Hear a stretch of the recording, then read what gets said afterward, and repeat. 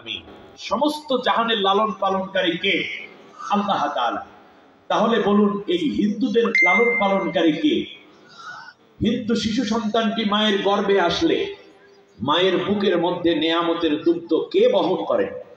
আল্লাহ। মুসলমান সন্তানটি মায়ের গর্ভে আসলেও তার বুকের মধ্যে সন্তানের উপযোগী স্বাস্থ্যকর খাবার কে দেন? আল্লাহ তাআলা দেন। পার্থক্য আছে কোনো? নাই। শুধু তাই না, গাভীর বাটে দুধ কে দেন? মুসলমানদের গাভীর বাটে দুধ বেশি হয়, হিন্দুদের গাভীর বাটে 1 পোয়া, ঠিক না? 1 পোয়া বোঝেন? এখন তো 250 গ্রাম বোঝেন, 1 পোয়া ভুলেই গেছে মানুষ। কিন্তু হিন্দুদের গাভীর বাটেও 2 কেজি, মুসলমানদের গাভীর বাটেও 2 কেজি হয়। একটা পার্থক্য আছে, আপনারা হয়তো জানেন না। এটা হিন্দু ভাইদেরকে জিজ্ঞেস করলে বলবে, হিন্দুদের গাভীর বাটের দুধ কিন্তু তিতা তিতা লাগে। হ্যাঁ,